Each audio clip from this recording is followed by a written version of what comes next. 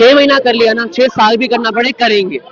अगस्त के वर्डिक्ट के बाद से जो ये ड्रामा शुरू हुआ, उससे पहले लोगों को पता भी नहीं था कि जानवर एग्जिस्ट करते हैं। लोग पीसफुली खिला रहे थे। देखिए, उम्मीद हम जब भी रखते हैं, हमारी उम्मीदों पे लोग ऐसे ऐसे पानी फेंकते हैं, तो उम्मीद रखने को कोई फायदा नहीं है, क्योंकि वो अपने आप को भले ही सुप्रीम कोर्ट बोलता हो, बट मैं उस सुप्रीम में मानती हूँ जिसने उन जीवों को बनाया है, जिसने उसने हमें जो शक्ति दी है, हमें उतनी सहनशीलता दी है कि हम ये सब कुछ एंड्योर कर पा रहे हैं, हम उनके लिए लड़ पा रहे हैं। तो हम जितना भी एक्सपेक्ट कर ले, जितना भी होप कर ले, वो सब उनके हाथों में है। वो सब जो लिखा है वही होगा। शायद एक बुरा काल लिखा था कि हमारे जानवरों के साथ ऐसी बदसलूकी हमारी खुद की गवर्नमेंट करेगी, तो वो हुआ। बट हर बुरे वक्त का एक अंत होता है। This to shell pass, I have heard and I truly believe in that. So I am hoping कि जो भी ये सब हो रहा है उस पर एक फाइनल फुल स्टॉप शायद। ऐसी ऐसी वीडियोस आई है जो रोंगटे खड़े कर देने वाली है। अभी रिसेंटली आया बंगाल में 5 पपीज को जला दिया गया है। तो क्या वो चीजें गवर्नमेंट को या सिस्टम को नहीं नजर आती? मैम, नजर सबको आती है, लेकिन क्योंकि वो टैक्स नहीं पे करते ना, वो पेइंग सिटीजन नहीं है। जब तक आपकी पॉकेट में पैसा नहीं जाएगा, तब तक आप कैसे किसी को सीरियसली लेंगे? जब तक वो आपकी पार्टी का पार्ट नहीं बन जाएंगे, तब तक आपको कैसे सीरियसली लेंगे? देख सब रहा है, लेकिन गांधी जी के एक बंदर की तरह हमने अपनी आंखों पे, कानों पे, मुंह पे हाथ रख लिया कि भैया हम तो कुत्तों के बारे में बात नहीं करेंगे। अपनी गांव को माता बोलते हैं। मैं तो अपनी माँ का ऐसा ट्रीटमेंट नहीं करती हूँ जैसे आप अपनी माँ का करते हो। मन बोलो ना फिर माँ जानवर को। अगर आपको गाय भी तो अलग अलग तरीके की है ना। सुधांशु त्रिवेदी कह रहे हैं उधर मिथुन गाय है जिन्हें काट के खाया जाता है, नॉर्मल गाय जो होती है उन्हें नहीं, उन्हें माता माना जाता है। ये क्यों एक ही पार्टी की तरफ से सारी नॉनसेंस स्टेटमेंट्स आती है? मैम, आपको पता है बीजेपी की एक नेता ने बोला है कि समलैंगिक रिश्तों की वजह से धरती में अर्थक्वेक आते हैं। बताओ, मतलब साइंस तो left the chat, biology left chat. This makes no sense. आप एक ऐसी पार्टी से एक्सपेक्ट करो जो आपको सेंसिबल चीजें बताएगी जिनमें खुद सेंस नहीं है। तो अगर आप अपनी गांव को ऐसे बोल रहे हो तो फिर मत बोलो ना। किसने आपको बोला है? कौन आपको फोर्स कर रहा है ये फॉल्स क्लेम्स करने के लिए? हम कर रहे हैं ना काम, हमें करने दो। नहीं, हमारे अगेंस्ट भी हिंसा होगी, जानवरों के अगेंस्ट भी होगी। हम अपने घरों में अपने गोल से बेड पे आलिशान कमरों में बैठ के अपनी जिंदगियां जिएंगे। जब फील्ड पे जो हो रहा है आपको पता ही नहीं है, तो आप किस बात में अपने आप को नेता कहते हो? तो ये जो सरकार है या सिस्टम है वो सनातन और हिंदुत्व की बात करता है। इसमें गाय को पूजा जाता है, कुत्ते को पूजा जाता है और भी ऐसे बंदरों को पूजा जाता है। बंदरों को लेकर कल कहा गया है कि लंगूर की आवाज जो बंदा निकालेगा उसको नौकरी दी जाएगी और बंदरों को भगाना है। तो ये जो चीजें है सनातनी कहाँ है फिर इसमें? मैम देखिए, कुछ लोग ना चीजें बोलते हैं, करते कुछ नहीं है। आप कोई भी हिंदुत्व की बात करते हैं ना, सनातन धर्म की बात करते हैं, अपने सनातन धर्म का कोई भी भगवान को देख लीजिए, हर भगवान के साथ उसका वाहन जानवर है। बजरंगबली के पास बंदर है, मेरे गणपति के पास उनका चूहा है, उनका मूषक है, मेरी माता रानी के पास उनका शेर है। तो आप हिंदुत्व की बात करते हैं ना, जब आप इन्हीं लोगों के साथ आप वाइल्ड लाइफ प्रोटेक्शन लॉज नहीं फॉलो करते, आप prevention to cruelty animals laws protect नहीं करते हो, उनको फॉलो नहीं करते हो, तो किस बात के आप तो फिर अपनी खुद की जुबान के पक्के नहीं रहे। जो अपनी ही जुबान से हट जाता है कि हम धर्म की पार्टी है, हम हिंदुत्व में बिलीव करते हैं, हम सनातन धर्म, ये वो अपने सनातन धर्म के पक्षों को, अपने सनातन धर्म की बातों को, अपने सनातन धर्म के वेदाओं को तो इज्जत कर लो। उनकी इज्जत कर ली तब मानूंगी कि आप कोई पार्टी। आप देखिए कि टीवी में और टीवी के चैनल्स की तरफ से जब इंस्टा स्क्रॉल हो या फिर फेसबुक हो तो ऐसी वीडियोस आती है कि एक कुत्ता इस आदमी पर चढ़ गया या फिर उसको काट रहा है और यही मैसेज कहीं ना कहीं सोसाइटी में जा रहा है कि कुत्ता काटता ही है, उससे रेबीज फैलता ही है। मैम देखिए, 15 सेकंड की वीडियो तो मैं भी दिखा सकती हूँ, मुझे किसी ने चांटा मारा। पहले 15 सेकंड की कौन दिखाएगा कि मैं किसी को चांटा मार रही हूँ? It's always how you present. आप एक ऐसी कम्युनिटी फॉर्म कर रहे हैं जहाँ पे एनिमल लवर्स, एनिमल हिटर्स बन जाए। कभी आपने सुना है एनिमल हिटर नाम की कोई चीज होती है? 11 अगस्त के वर्डिक्ट के बाद से जो ये ड्रामा शुरू हुआ, उससे पहले लोगों को पता भी नहीं था कि जानवर एग्जिस्ट करते हैं। लोग पीसफुली खिला रहे थे, केसेस भी नहीं बढ़ रहे थे। आज जानवर का बलात्कार हो रहा है, आज जानवर को जलाया जा रहा है, आज जानवर की आंखें फोड़ी जा रही है, उनको पॉइजन किया जा रहा है। ये आपके माँ बाप आपको सिखाते हैं, ये आपका धर्म आपको सिखाता है। कोई भी धर्म ये नहीं सिखाता कि किसी के ऊपर किसी भी तरीके की हिंसा की जाए, और स्पेशली बेजुबानों के ऊपर।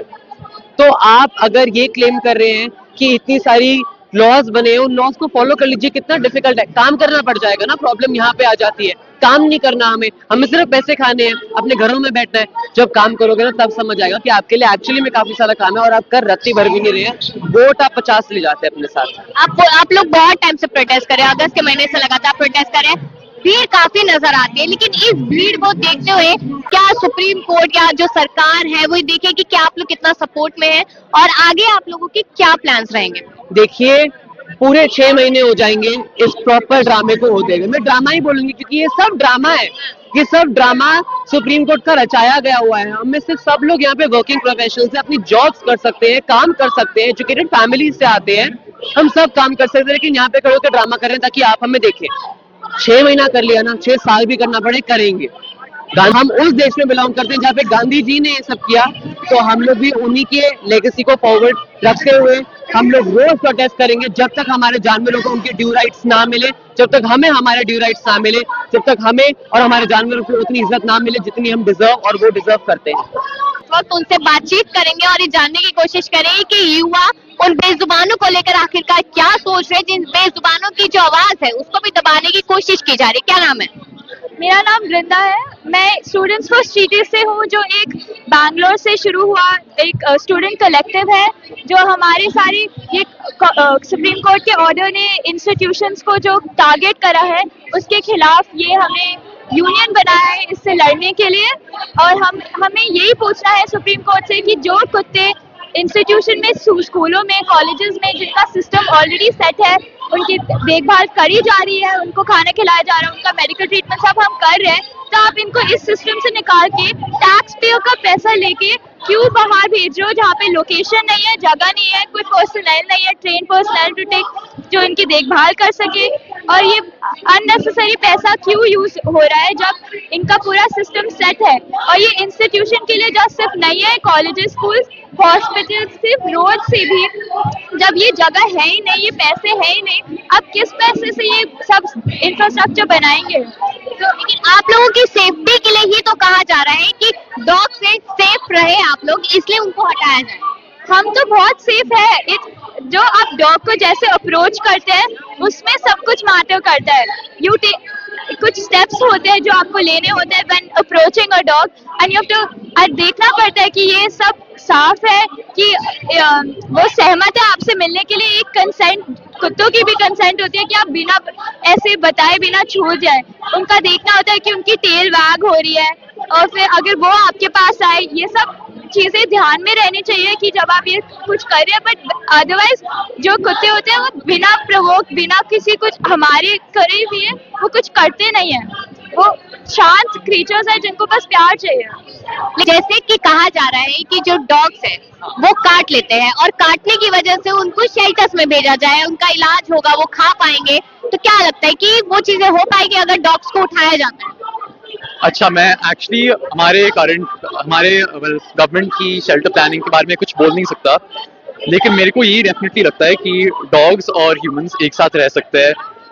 आई थिंक हम सब बेसिकली अपने कॉलेजेस में ऑलरेडी ये देख चुके हैं कि डॉग्स, स्टूडेंट्स, फैकल्टी की कम्युनिटीज रह सकती है, एंड ये चीज़ें हम सब के लिए बेनिफिशियल है। एंड आई थिंक मैं तो बिल्कुल भी नहीं चाहूँगा कि मेरे जो डॉग्स है कॉलेज में, जिनको मैं जानता हूँ, उनको कहीं ले जाया जाए, क्योंकि ज़्यादातर मैंने अपने कॉलेज में एक भी डॉग बाइट केस को ऑब्जर्व नहीं किया है।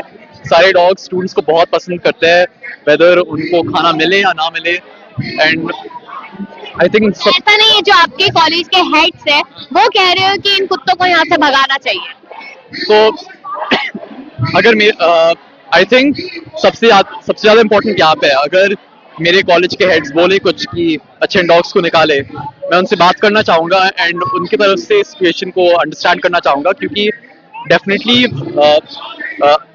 उनकी पर्सपेक्टिव है, लेकिन हमारी पर्सपेक्टिव भी बहुत इंपॉर्टेंट है। जैसे कि जो मैं ऑलरेडी कह चुका हूँ, स्टूडेंट एनिमल कम्युनिटी की स्टूडेंट एनिमल कम्युनिटी बहुत पावरफुल चीज़ है। एंड आई थिंक डेफिनेटली अगर ये पार्ट डेफिनेटली कैंपस कल्चर का इम्पोर्टेंट पार्ट है, एंड ज़्यादा से ज़्यादा मैं वर्क करना चाहूँगा अपने एडमिन के साथ इस चीज़ को प्रिजर्व करने के लिए। Thank you.